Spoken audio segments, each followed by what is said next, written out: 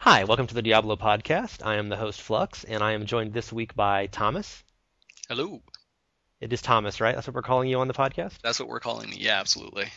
And you are one of the friends and family beta testers of Diablo 3. Lucky me. Are you a friend or family? I'm a friend. And did you have blackmail, or did you actually just, somebody who works for Blizzard and he was like, hey, dude? I begged and pleaded quite a bit, and I offered quite a bit, perhaps a hotel room payment at BlizzCon this year. And it worked. It seemed to have, yes. Were you in the first batch? When did you get your access? I wasn't in the first batch, actually. I got in a little late just because I couldn't get back to him in time with which email I was supposed to be using on my Battle.net account. So I guess I came in the second batch, which was about a week and a half ago, and I've been playing since then. Today is the 18th of September. It's a Sunday, so you've been 10 days or so. So you got in like around September 7th or 8th? Yeah, that sounds about right. And I think I've played about 40 hours since starting. You feel you've put in your beta testing time? I'm still going through it, to be honest. Well, there's a couple bugs we can talk about, but I could offer you my account, but that would just be against the TOS, right? So that would be terrible. I know people who are. I don't want to say which media organization has them, but they have 8 people on several keys playing in timeshares. Like you get 2 hours between, you get noon to 2 p.m. on Tuesdays and Thursdays. Here you go, that kind of thing. I'm not one of them, but it's people like a crack they're den house or something. yeah, there's some heavy sharing going on. I think there have to be people like in gaming cafes someplace, like charging $5 an hour to play Diablo 3 at some point here in the beta. I can envision that happening. I'm already missing out on the Bobby Bucks. Yeah, maybe so. They're real bucks now. It's probably bucks later. So a little background. Did you play Diablo 2? I did, yeah. So I pretty much bought it when it came out, a decade or so ago, however long it was. Played it quite religiously. Had a great time with that, and got LOD when it came out as well. I didn't really participate in the ladder. I had kind of moved off it by then. I was heading off to university, and that was enough for me. So I sort of stopped for a couple of years, and then actually coming back to this site and watching the podcasts or listening to the podcasts has kind of made me go back and start playing around with it again, which is quite fun. And so obviously Diablo 2 was 57 years ago, or roughly thereabouts. You've played other RPGs since then, I'm assuming. You mentioned Borderlands when we were talking before the recording began. Yeah, I mean, are you a big ARPG fan, or you play all kinds of games? I would say I play all sorts of games. There's a couple of decent first-person shooters that have been out in the last couple of years. I'm part of a few MMO communities, or was at least. But I do like the dungeon run type games, the character building type games. And had you played Diablo 3 before you got your beta access, at BlizzCon or anything? Yeah, so last year I attended BlizzCon, and I did play a bit of the demo and a bit of the arena. And I thought it was okay at the time. Honestly, I wasn't all that interested. I was more focusing on some other releases that are coming out probably around the same time, at that time at least. So, do you recall? Usually, I ask people, what was your first reaction to the game, etc. But you've played so much of the beta in the last week that it's probably hard to remember what you thought of it when you first saw it in 2010. Yeah, and again, because I really just kind of sat down and played it a bit initially. It was very dark. We had to go. I think I had to go with the Demon Hunter, and I wasn't overly impressed with it at the time. I didn't really get a warm and fuzzy from the game initially, I would say. So jumping forward, 14 months or something, I guess not that long, 10 months from then, it's Diablo 3 beta, and you're like, hey.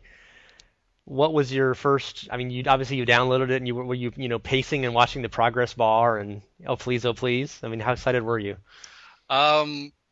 Yeah, so what happened essentially was sent off my request for key to a friend, and then didn't get in right away, and then I guess I was actually out of town, and and I got an email saying, "Hey, you're in the beta," and all I could do was try to find a way to hook up to my computer at home so I could download it. It was pretty pathetic, actually, and so it would be waiting for me as soon as I got back into town. Yeah, that must have made the trip home more exciting than usual. Absolutely. I drove really, really fast. So you finally got on the game and you got it installed, and it had been a week, so I'm assuming that there was decent server stability. You'd probably seen screenshots and other things and videos already, so it wasn't like a brand new total surprise. Yeah, I mean, I hopped in. I went to single player. Public wasn't active yet, and I just tried. I sat there for about 20 minutes trying to figure out who I was going to play first. It was basically between the wizard and the barbarian. And who won? The wizard won. I wanted to shoot things, and so I played the wizard up to about level 6, and then I wanted to have a go with the barbarian right away after that. So I popped the barbarian, went up to level 6. Level 6 is sort of it's sort of a turning point in the game for you. When you finally get your third skill, I guess. Yeah, exactly. I think But you yeah, weren't. that's right. That's what, like you were like Cathedral 1 or something like that at that point. I mean, you weren't that close to the end of the demo. I was going really slow and I was running around everywhere. I think I was sort of so there's some areas in the game where there's some dungeons, and if you go the right way, it advances you on through the quest. But if you go the wrong way, it's sort of almost just as fun because there's some rewards. For going in the wrong crypt or taking some time and going down there. So I think at that point I was sort of just before the cathedral, around 6. And you'd rescued Kane at that point. Yeah, and the first thing I was surprised about was that he wasn't going to identify all my epics. So one of the first things that shocked me is that all the blue magic items, spoilers, are already identified for you, and it's actually, I guess, just the rares and above that you have to identify, and they're from the identification scrolls like they were in Diablo 2, which drop a lot considering how few rares I've seen in the game so far. Yeah, we'll get to some of that magic find stuff in a minute. I have some questions on that. But just going back to your very first playthroughs, I mean, do you recall your first reactions? I mean, were you satisfied? You're like, it's beautiful, it plays good, I like the sound, I like the NPCs. Were there things you didn't like? I'm not a super huge fan of the music, but aside from that, I've really enjoyed it. I think I picked the right character first. I will say that I've played up to the level cap in the beta, which is 13, a couple of times, so that I have a character at 13. Every character at 13 rather.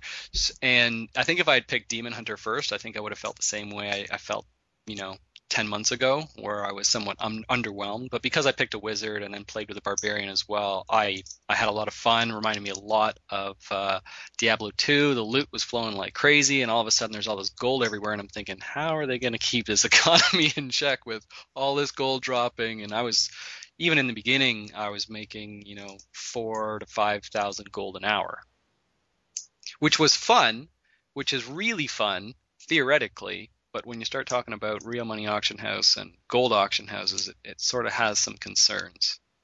Everything's going to cost 1 billion gold in the first month of the game, basically.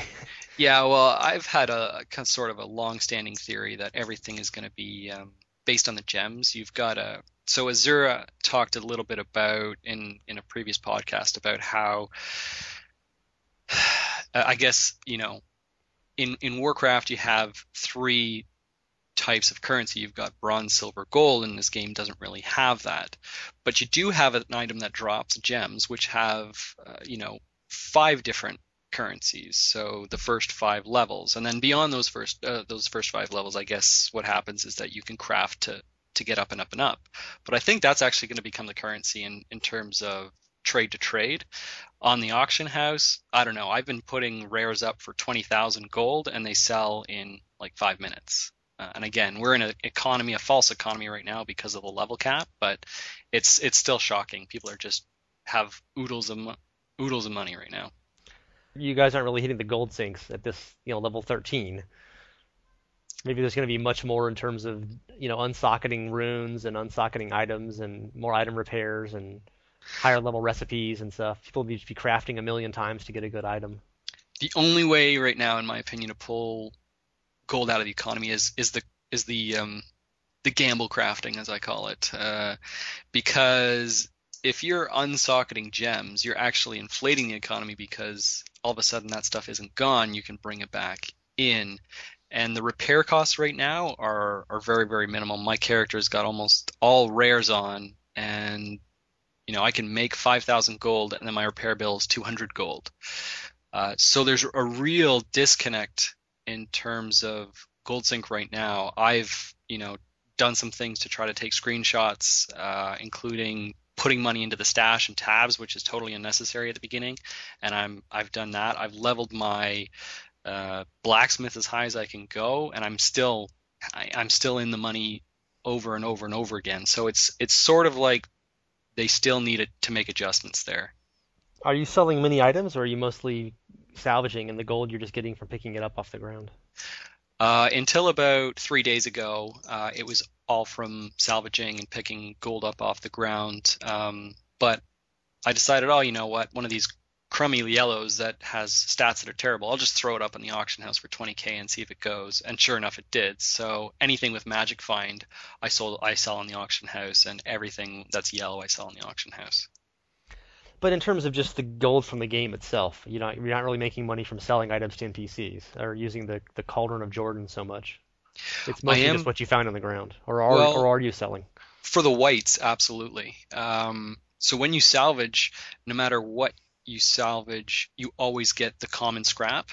And then when you salvage a blue, you get common scrap and the blue scrap. So you sort of get to a point where like, okay, I have enough common scrap now, I'm just going to sell all the whites off.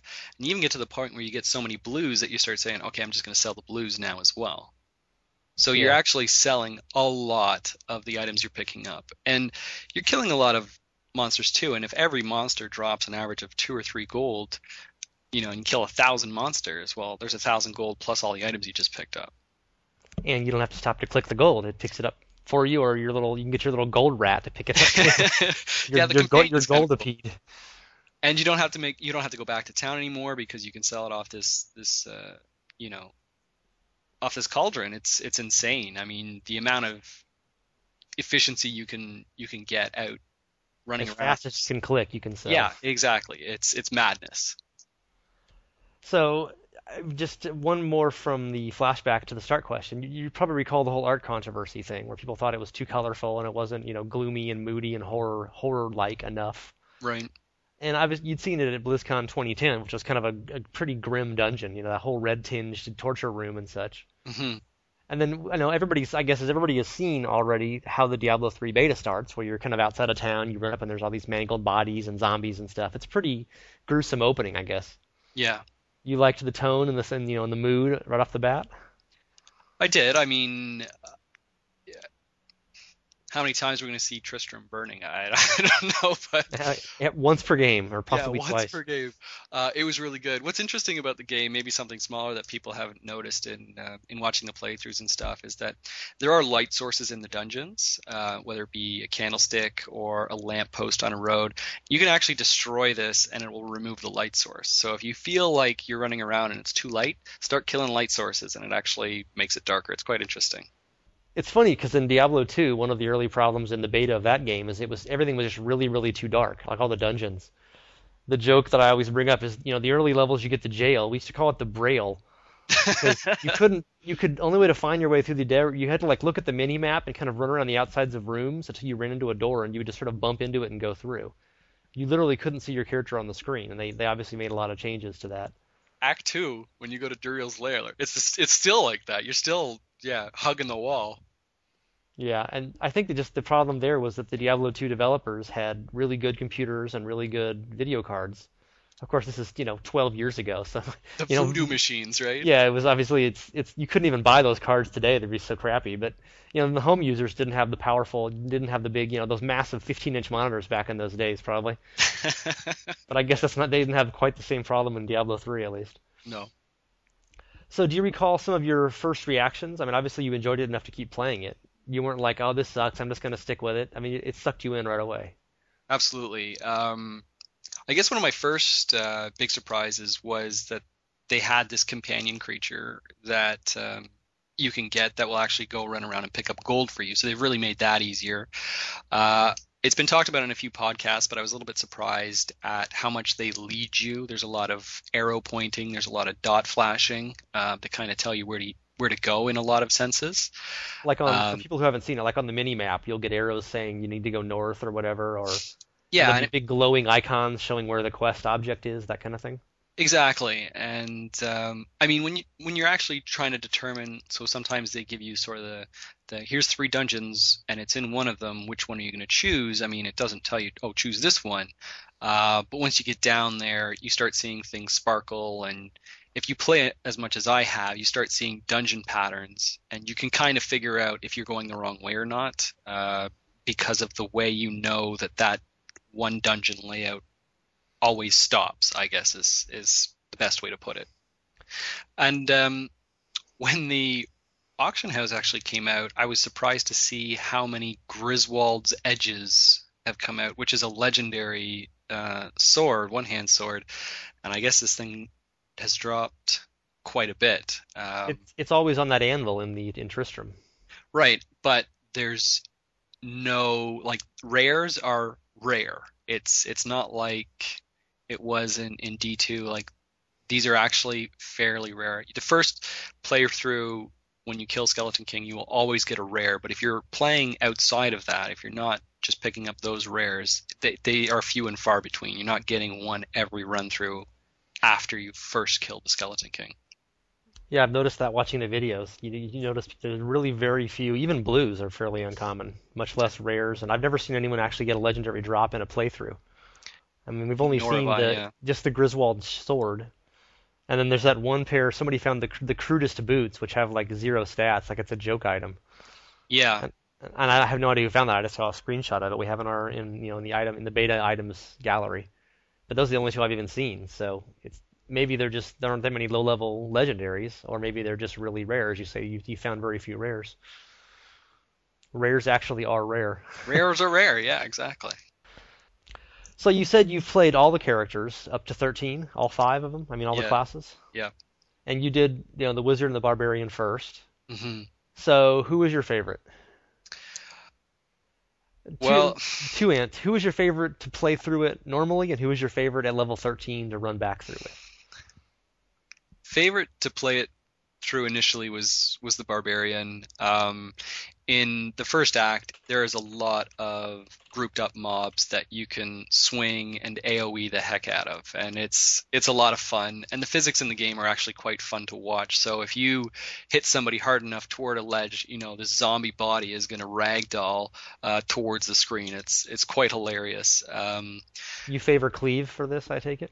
I favor Cleave for AoE at the moment. I'm not a big fan of Hammer of Titans and stuff like that, but I think that's the right skill name. Hammer of the Ancients, I think it Hammer is. of the Ancients. That's right. Thank you. So, Because but cleave hits multiple things, and hammer is just like kind of one impact spot. yeah, exactly. And you're as a barbarian, you have the option to sort of leap in, do some damage, and then cleave and sweep out. Basically, it's very effective, especially when you start getting higher level and you're out leveling the content. It's quite hilarious. It's very overpowered. But I So who would was your say favorite to be high level with and kick ass now? if you really pump the Witch Doctor up, that is a very very powerful class. Again, I haven't played the Witch Doctor all that much because I do prefer playing Wizard or Barbarian, but there's the Fire spell, which just absolutely decimates everything as you're running around. You get your cast time down basically, and you just fire this thing off like something that fires off very quickly. That's the Witch Doctor's Fire Bat skill, you mean? Yeah. Or Isn't Disintegrate as big or bigger for the wizard though? Disintegrate's kind of odd because you sort of cast it out there and it's almost like a timer, so it counts down a health pool very fast. I would say Electrocute is far more effective than Disintegrate. And that's a pretty heavy arcane. I mean, it's a lot of resource as well for electrocute. You see people using it, just the purple just goes down like a zip. Yeah, and to that effect, Disintegrate's even worse on. I mean, there's some quite interesting item suffixes. I'm going to get into grammar a bit here, but that will really assist you in your resource management. and that's going to be really important for that class with Electrocute, because if you're jumping up that damage so much, and if you're using runes that it can bounce everywhere, it's not just that single line where you sort of have to have all the mobs file in. It just goes everywhere that you want it to. Yeah, Electrocute is like my favorite skill to use, I think. I mean, I haven't played the beta yet, but past demos, and we were talking about Hellgate London a little bit before we started recording, and that's the one thing I really liked about that was the beam lock-on weapons in that game. I found those a lot of fun, just to lock one monster and just hold it till it dies.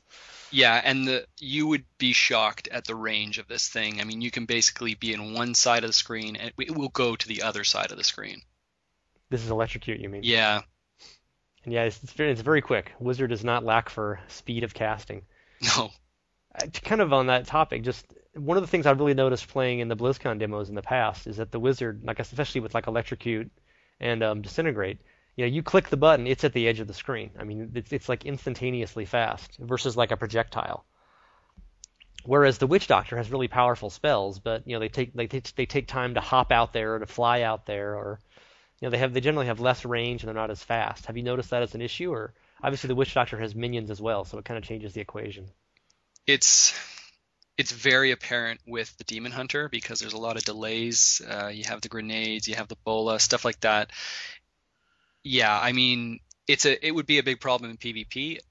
Act 1, as you're leveling up, it's not that big a deal, but it's a heck of a lot easier with your wizard when you can shoot things across the screen and, they take a long time to get to you. Yeah, I noticed that especially playing in the past, like against archers. Like you would see like skeleton archers, and you could kill them with Disintegrate before they could even get off a shot quite often. Yeah, Whereas there'll be if you were mobs. shooting, any projectile was as fast as their arrows, so they'd be passing each other in mid-flight. Yeah, one of the funniest things you can do right now is you can stand on. There's a lot of stairways in the game right now, down to different levels, and you can stand on top of the stairway and shoot over the balcony with an electrocute and kill everything on the bottom level before they can even get up the stairs. Yeah, they don't see you until you start shooting, and then they react to being zapped. Yeah, pretty much. Have you noticed critical hits on Electrocute? Those were supposed to be stunning. And it's hard to tell in the beta because everything dies so fast when they get electrocuted. Yeah, I would say I feel the same way. Everything's dead. That first target you hit is almost single shot death, and it's the residuals that you but you're firing that thing off so fast you can't even tell. And maybe just bosses and like maybe the Skeleton King would even make a difference. Yeah, I've never seen him get stunned by my electrocute. And he Maybe might I'm not be kidding. he might be stun-proof because of his super unique nature or whatever they're calling that kind of monster in the game. Yeah, theoretically, those kinds of characters have been known in other games to be kind of uncrowd controllable. So what do you think of the overall difficulty? There's been a lot of people have been saying it's too easy, and then Blizzard says, well, it's supposed to be easy. It's early Act 1. We want you to have fun and get into the game. Have you noticed anything you think is above or below the difficulty curve? Yes. Yes to both. 99% of the game is very easy, but it is Act 1, and you should ease into it, especially when you want other people to say, hey, come play this game with me and buy this game and we can have fun playing it. It's not too hard. It's got a slow learning curve, but holy cow, you will learn very quickly that if you get in the middle of an arcane mob pack and you AoE kill them, you will die. And that's just one of those things that every person in this game who plays this game is going to learn, that is very dangerous. And in the later difficulty stages, where I'm guessing these mobs are going to have multiple skill bases, and you get one that's an illusionist, which is a splitter, and you get one, and the same mob has both the electrocute and the arcane enchantment on it. And to explain, the arcane basically, when you hit it and he fires back, they can raise a hydra like it was in similar to the council in D2 to fire arcane bolts at you fairly quickly. But when they die, they also drop a whole bunch to kind of flame you. And if you essentially kill all the mobs at once that have this enhancement, they'll surround you with it and it'll just pummel you to death unless you can get away. Now, if you're far enough away, you can line of sight them, you can sort of go around them. But if you're melee class and you get right stuck in the middle of these things, you're toast. It's over. Yeah, vast majority of the deaths that I've seen in the videos are from monster packs. Some people are getting like in the middle of a bunch of Frozens or Moltens, and they'll die when the bosses have their explosion upon death. But definitely Arcane Enchanted have been the most killing that I've seen. Those little hydras are just dangerous. Yeah, there's I died the other day embarrassingly, but it was I was a demon hunter and I was shooting at a pack, and I guess it was a grotesque boss. And for those of you out there, that is the exploding mob that we're talking about. And essentially, he and his buddies were running towards me, and I'm firing off, and he's got a frozen enhancement on, so he slows me down as I'm trying to run away, and then his buddy blows up, which blows up the one beside him, which blows up the boss, and I'm toast. That's it. And the grotesques are the fat little guys who are full of eels. That's right. So they can come out and start pummeling you as well if you're low on health. Are the eels inside a boss grotesque boss eels? No, they're not. And that actually changes in the later acts to little imps. So the worms stop dropping, or the eels stop dropping in about halfway through Act 1, and it becomes little imps. And there is some lore, again, spoiler, that talks about little creatures being trapped inside these grotesques. And my guess is that we'll see other, maybe perhaps more dangerous things pop out of these as the acts roll on. So they're like evil piñatas. That's the best way to put them. That's an excellent way to put them. And except they don't drop candy, they drop bad things. They drop poison candy. Yeah, what's even funnier is that they pop and they drop their loot, and you go in to get their loot, and all of a sudden there's all these mobs around you who are actually somewhat, it seems like they're invincible for a second after they come out. So they can again surround you and start hammering on you. Now they're pretty weak, but I'm guessing as we see the later stages, we're going to have uglier and uglier things surrounding us and hitting us if we get stuck in a pack like this. Like Russian dolls. Yeah. What if like small grotesque came out of the big grotesque? Just more and more as you go down. Inception? Yeah, pretty much. Grotesque-tion. So one of the things that the developers said about Diablo 3, they've always said that Diablo 2 was really easy, and then you got occasional really hard bosses, and that became really hard. And they wanted to even things out more in Diablo 3 to give it a more consistent difficulty. And it sounds like from what you said and what I've seen in demos that that's not at all the case. Yeah, they totally lied. maybe later in the game. Yeah, I mean all the end bosses again so far. Act 1 again, simple, but there are a bunch of I think there's one called like Malik or something like that, and then there's a unique called Ligor. But they're fairly standard. The thing that killed you in D2 is going to be the same thing that kills you in D3, is going to be this mishmash, really ugly enchantment set. Like you guys talk about the MSLE, I think, all the time.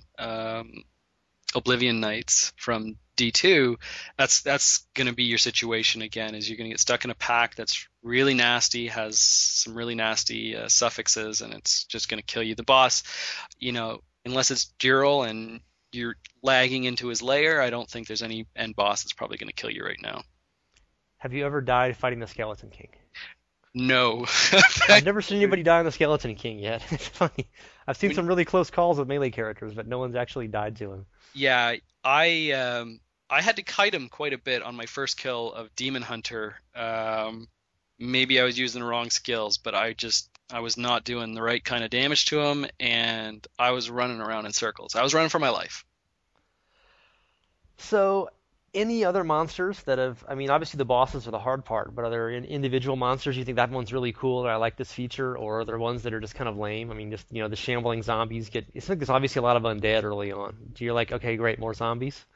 Yeah, well, one of the things you probably notice in all these real-time demos is that there's bodies, like there's dead villagers everywhere.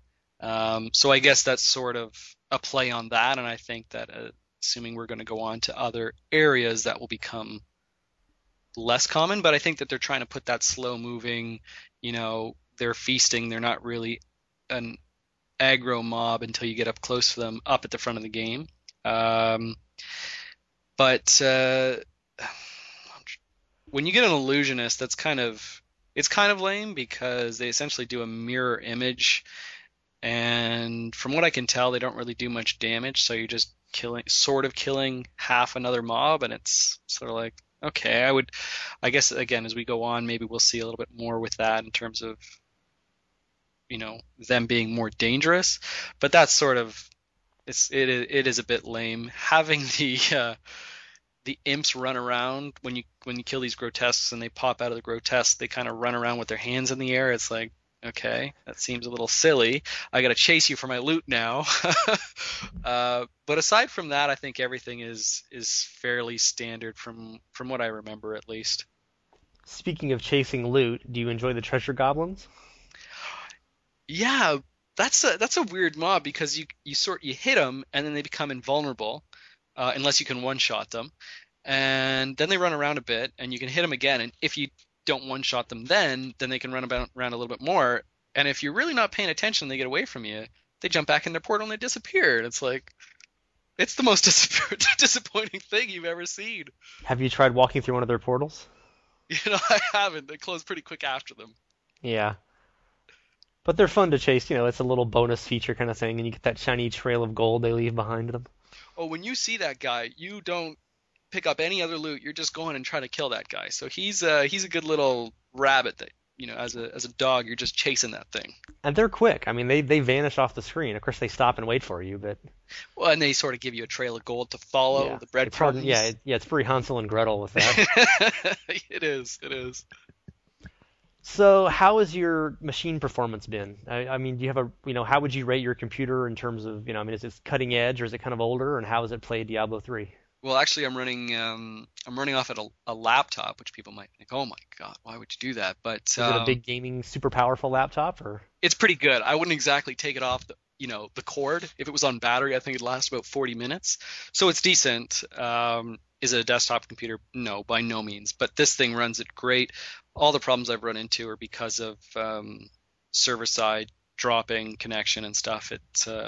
My computer runs it great.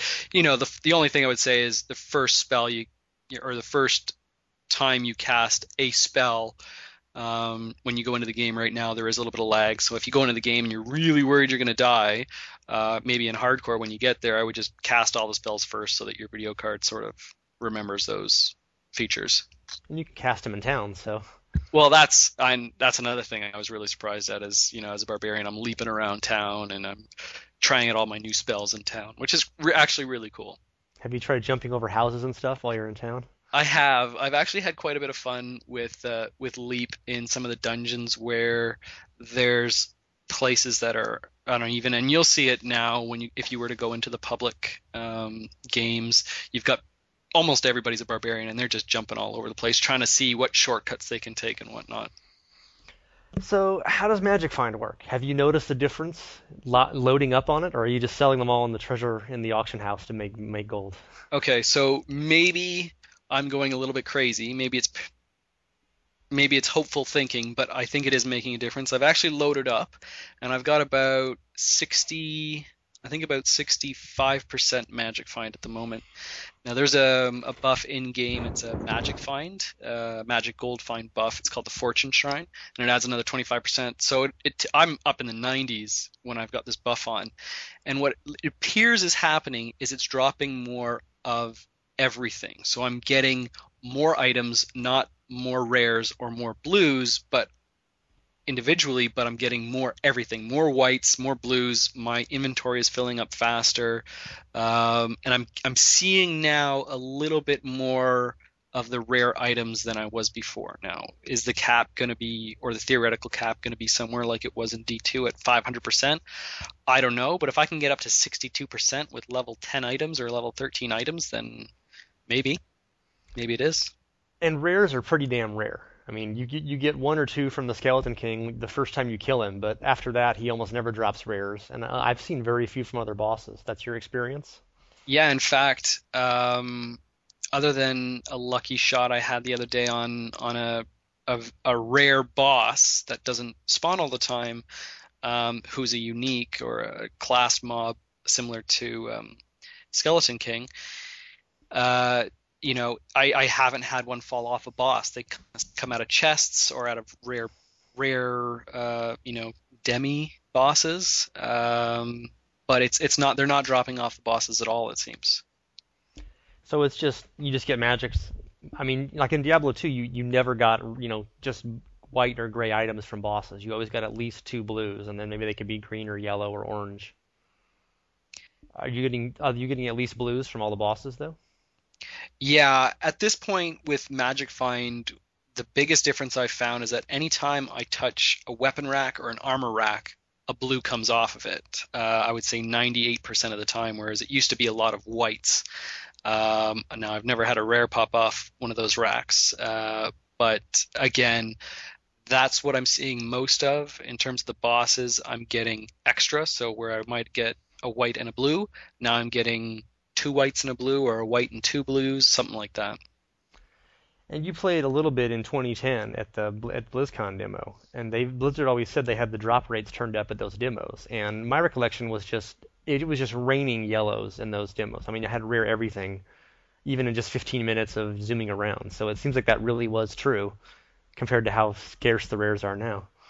Absolutely, and even if you were to go onto the auction house right now, I mean, obviously people are going to keep the really nice stuff on their characters, but there's not a lot of rares selling on the auction house either, and that's why I started posting pics on our forum, is because I all of a sudden I hadn't seen the rares that I had in my inventory, not even on the auction house. So yeah, they are few and far between.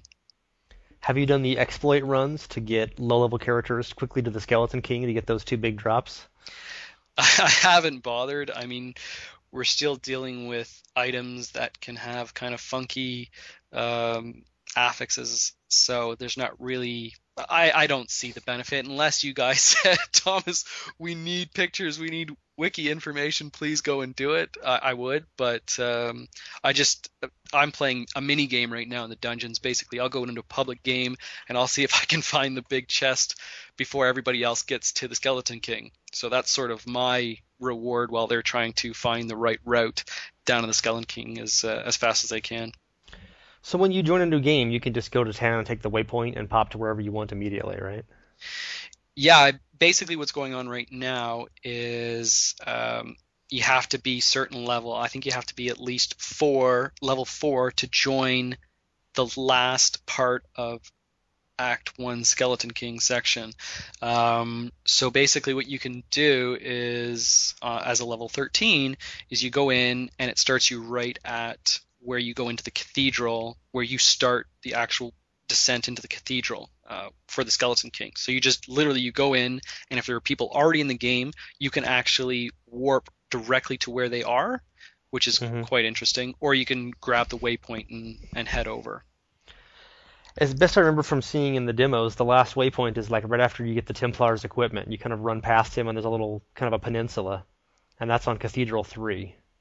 There's one more that I'm forgetting. There is one more just before you go into Royal Crypts. There's a checkpoint and a waypoint right before you go under. And there's a waypoint also? Somehow I've forgotten that one. Yeah. Yeah, so there's Cathedral 3, and then Cathedral 4, and then you go to something, Skeleton King's something. Yeah, it's like Royal... Yeah, it's Royal Crypts and then the Skeleton King's Crypt, I think. And the Royal Crypts is the one with those four big pillars that make undead and kind of little gates you have to go around and stuff. Yeah, sort of the... Let's waste time until we get to the Skeleton King. I'm not really... I mean, as a barbarian, it's easy. You can literally just jump, crush everything, and then start skipping the edges. You just jump over the gaps. But as every other class that can't really move around, I think as a demon hunter, you can do a backflip over it or something. But as every other class, you gotta go around, and it's kind of irritating. Are you dying for the full game now? I mean, you're like, I want to go higher than level 13. There's all these other skills. Give me. You know, it's funny, after doing thousands and thousands of meth runs, I feel like I have the whole game already, because essentially all I'm doing is the same thing over and over again, much the same I was doing in D2. But it's certainly, I want to see an open beta. I'll hopefully gain some friendly feedback on that one, but I'd like to see more of the game opened up. I think we've really, in 2 weeks, we've really tapped out what they've given us. I don't think we're getting that. I think they're just going to get lots of people in tech, do it's like a tech demo really. It's not so much content. Yeah, Of course, they just did say they're reworking the Demon Hunter skills. There's been some complaints about. We should talk a little about the other characters. Just I mean, so absolutely. we haven't really talked about the Demon Hunter or the Monk or the Witch Doctor at all. And people have complained about the Demon Hunter that there's not enough AoE attacks early on. You're kind of just single target stuff, and it seems slower because of that. Is that your experience?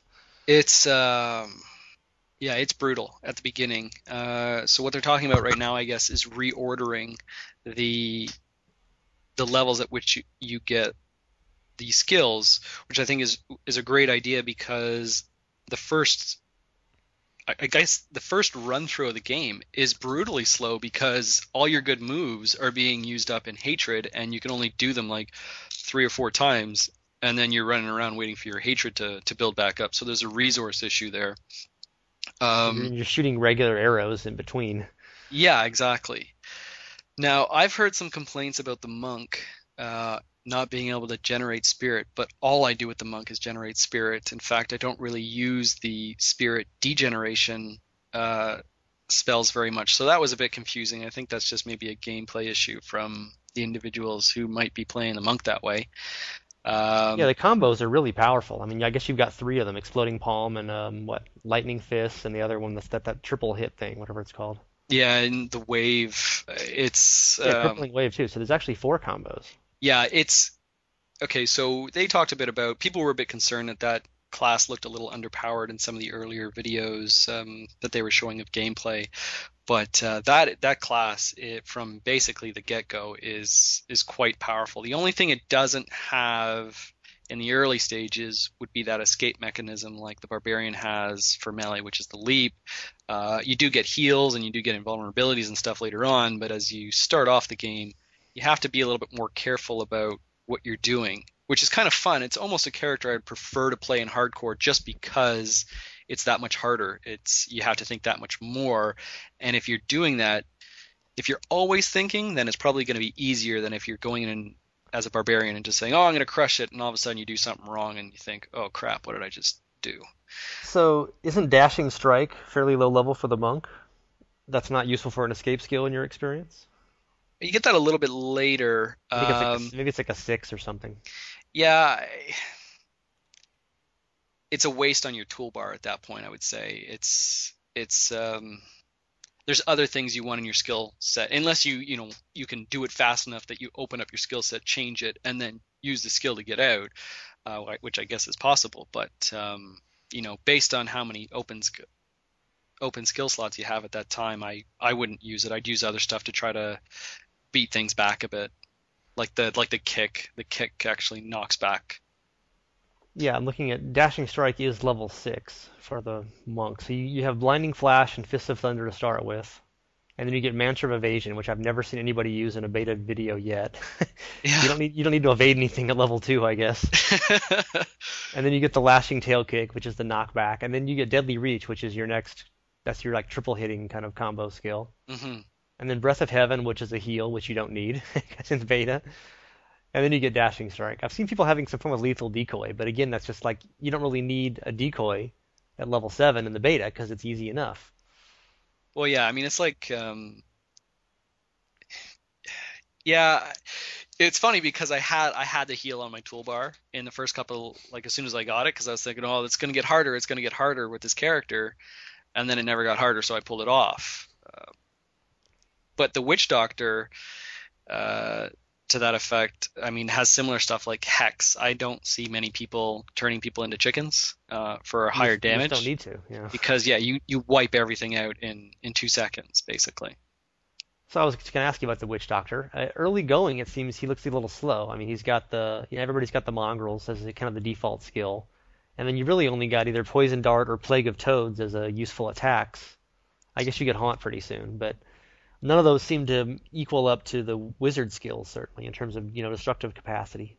Yeah, I mean, Haunt is okay. Again, it's that tick down and it jumps, which is kind of cool. I actually don't like the mongrels right now. I can't blow them up yet, so I think once I can blow them up, it'll be a lot more interesting. But Yeah, Sacrifice is level 16 right now. yeah, and the zombie charge or zombie charger or whatever it's called. Um, it's it's a little touchy. You really have to aim it to get it to go where you want it to go. It doesn't just run at the you don't just click the mob and it runs right at it. It's got a fairly short range, so you have to be rather close. And if it hits a pillar or something, something gets in the way, it's not going to work. So it's a little bit challenging to use. Yes, the Zombie Charger and Plague of Toads are both like that. You have to be really close to stuff and aim them right. Of course, I guess Toads are a little bit random, but Yeah, you kind of get lucky with that one. I mean, Poison Dart's got range, but it's only a single shot, and it's kind of a slow shot. Well, yeah, I mean you can shoot the mob multiple times, but if you're not changing mobs, then you're wasting the tick down and stuff like that. So yeah, it is a little slow going at the beginning, but once you hit about level 9 or 10 with that character, it starts coming into its own. Yes, you get Fire Bats at 9 and Firebomb at 11, so Firebomb is is the Firebomb bomb. is very effective. Very effective. It's like everybody played a necromancer, but the early levels when you're running around with that stupid skeleton, I mean, you know, unless you Yeah. got some nice gear, you're basically running around in circles, and it felt like that for the demon hunter and for the witch doctor at first. And but the Witch Doctor, you said Fire Bats is pretty good once you get going with it. Firebats and firebomb are awesome.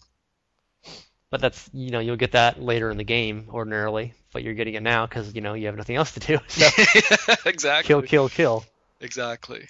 How do you feel about the controls and the interface? And there's a few changes from Diablo 2. I mean, in other games you've played, do you like the combination of the 1, 2, 3, 4 keys with the mouse? I don't, but key bindings there's a bug right now where key bindings aren't sticking. So you can change your key bindings for a single game, but when you log out, it doesn't always come back to those key bindings. Um, I'm so used to using basically WASD for so many different games. When keybinds do change, I will change some stuff there.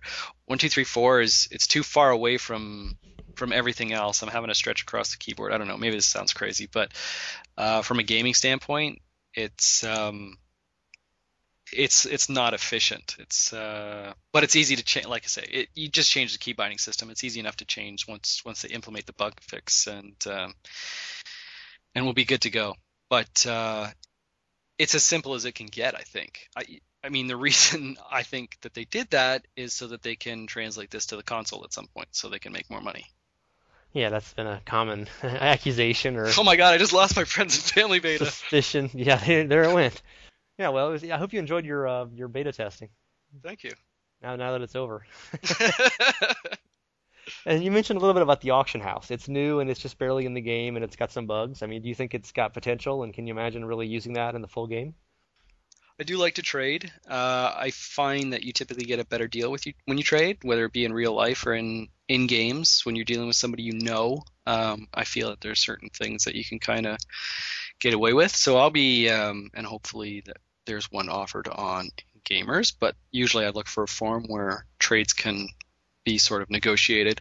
The auction house, as it stands right now, is missing a lot of features. One of which we were talking about earlier, which is the ability to see what item you have equipped currently, so that you can compare it against the item in the auction house. That's not currently active. And when you go and search for something, you search for it for having that attribute. So say you want to find a ring that has magic find on it.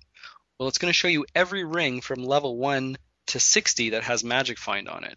So I'd like to see thresholds put into the auction house so that you can say, okay, well, I want a ring that has magic find on it of at least 7%, or whatever else, or there be a checkbox to say I'd like an upgrade.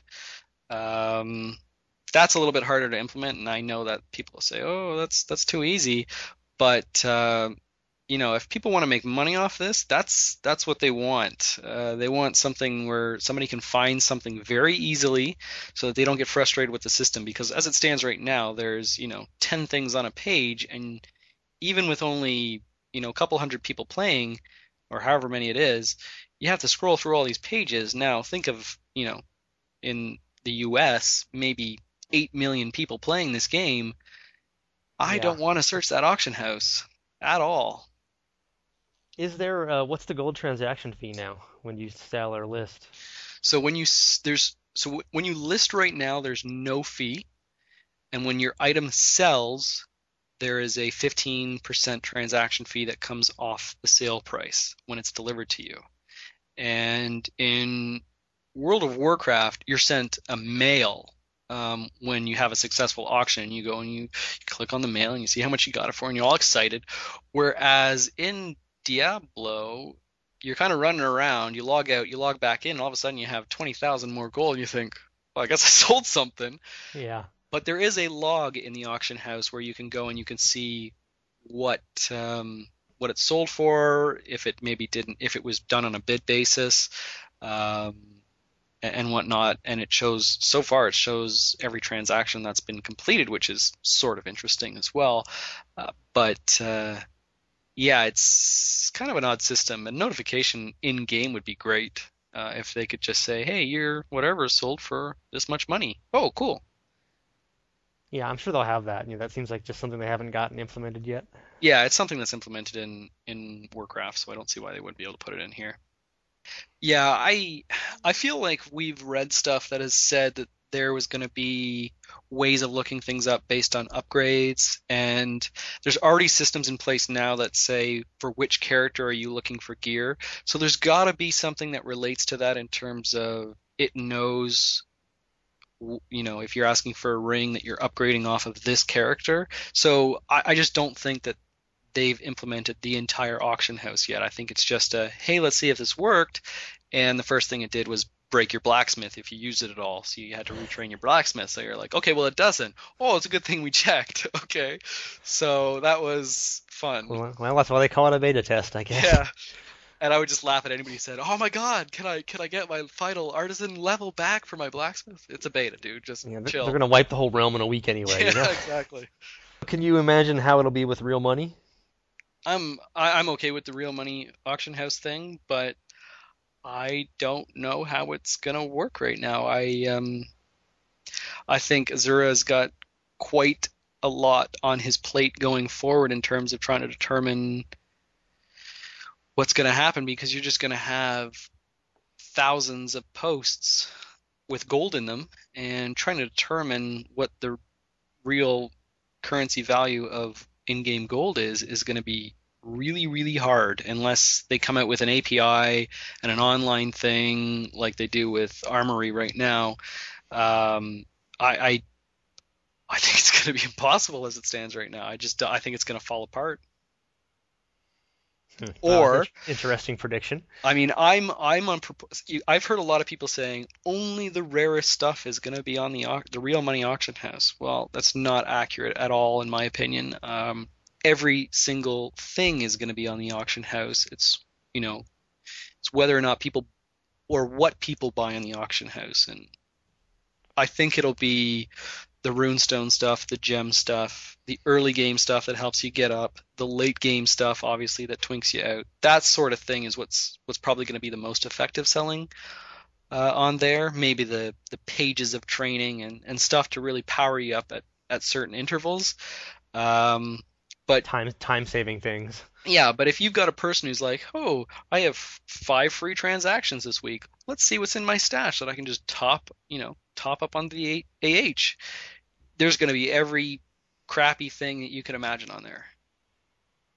So let's hope there's a search option a better search option. Yeah, I mean, the search option now is decent, because when you do, you can assign multiple attributes. But if you're only looking for one attribute in particular, it's actually worse than if you could really specify it out with 4 attributes that you had to have, because then it obviously would cut the list down more considerably.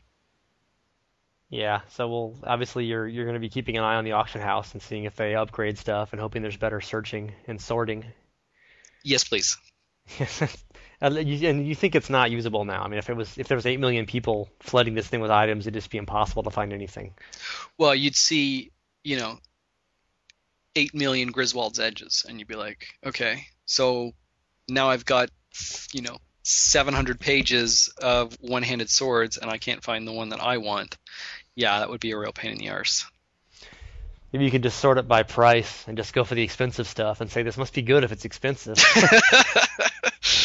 Yeah, that works too. Okay, any other beta thoughts? I mean, you've been playing it. Anything you're dying to share with the listeners that you haven't gotten to yet? They've put a good game together. How jealous should people be of you? Should we all hate you? Oh yeah, the fact that I played 40 hours of it, I didn't just play it for 5 hours on one playthrough and go, okay, I've done it. Cool. I'll wait till the closed beta. Maybe they'll release some more information, open beta, more there. I am continually playing it because it's a lot of fun. I mean, there's a lot to it. You play every class to find out what you can do with it. There's already community building, right? So I'm making friends already, more friends than I had before, one or two that I had before, but more now. So it's a great game, and just don't have your hopes too high for the auction house initially. Since you bring it up, I meant to ask and forgot. How about the friends list? How about the social aspects? I mean, there was a Um, problem with open games for a while, but have you found it, the joining quest and stuff working okay? yeah, it's working well. Everybody's sort of got their own agenda and runs off in different directions, which is fine because once you get up to level 11, 12, 13, even though you've got three other people in your dungeon, you can solo the content fine. So it's no big deal. I guess right now, because of the fact that it is a friends and family beta, BattleNet does not work with it, so you can't go on and see all your BattleNet friends. Mm. From what I can tell, you have to kind of institute your friends list inside the game, and my big concern is that it's going to get wiped at some point. Yeah, probably. Have you done any full playthroughs with other people? I mean, can you compare single player to party play? Or just these multiple games where everyone's doing their own Skeleton King run thing? Okay, I have an important secret for you, which is it is far more effective to play as a group than it is single player. The reason is that you've got three other people who are breaking barrels, who are breaking urns, who are opening chests, and you just inadvertently get more money, get more loot, get more everything because you're not skipping content. And when you got that little rat running around picking up gold for you, it's really easy. And, if you are trying to go through fast and you have three people go in different directions to find the route, then it's a lot more effective because you can skip to each other's waypoints. So I would see that even for the bot farmers, they will be running as group packs. Don't play solo, get into the community and see the benefit of it because it is far more beneficial. Do you wish there were PvP available in the beta? No, because I really don't want to hear people cry about how OP the wizard is or about, how their health pool is too low or all that garbage. It's better if it's too easy and no one's complaining. The thing is that, with PvP, the game is not built to be an esport. So there's no balance. It's just for fun. And I think that no matter what we say on the podcast, people are going to take it seriously when it comes around to arena time, and you're going to have 3v3 wizards on wizards killing each other, and it's going to be like, okay, cool, this is fun. So everybody's going to try to stand at max length and just nuke each other and see who gets lucky, sort of thing. I don't know. I don't have a lot of high hopes for that system. I don't think it'll be really looked at too much at the beginning simply because it's not supposed to be a balanced system, so people would just go in there for fun and fool around. I could be wrong. Prove me wrong, world, but I think at least at the beginning people will be trying to focus on let's get the epic items so I can tune my friends in PvP, not let's just jump right into PvP. One thing I forgot to ask earlier is hardcore. There's no hardcore in the beta, but would you be playing it if there were? And can you imagine what that'll be like in the final game? I would definitely be playing it now if it were, just so I could get sort of more used to what I need to be thinking about in terms of what mobs I should be walking out for. Because at 13, you're just tooling everything and you're invincible. I'm not disappointed it's not there. It doesn't need to be there.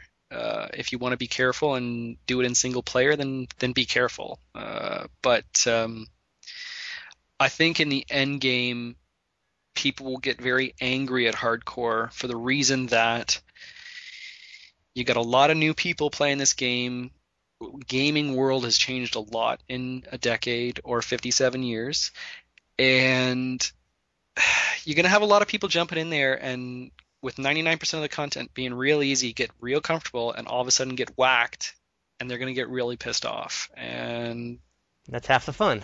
we'll sit back and we'll laugh, and if they're real hardcore players, they'll come back and we'll help them out, like we did with D2. But if they're not, then that's fine. Go to your Care Bear server. No, I'm just kidding. I'm just kidding. QQ more. Yeah, QQ more. But I think a lot more people will be trying it. And the trick for us, longtime hardcores, will be to be very wary of assisting individuals at the beginning, because they'll be looking for quick run-throughs. And let me tell you, if you do something silly, you will die. And it's not like D2 where it's no big deal because you might have messed up and it's okay because you muled everything and whatnot. You're going to get irritated when you die in this game because it's easier than D2. Okay, well, Thomas, thanks for your time, and thanks for your forum posts and cool item screenshots and stuff. You're very welcome. People can look for you in the game if the beta expands. Hopefully early this week they'll expand it to 20,000 people or something, and we'll have fresh meat, so to speak. And then I can look at that horrible, horrible auction house again. So now there's 45,000 Griswold's edges in there. Exactly. Okay, thanks for talking, and you've been listening to the Diablo podcast, and we are online at diablopodcast.com. Moo. Moo. Moo. Moo.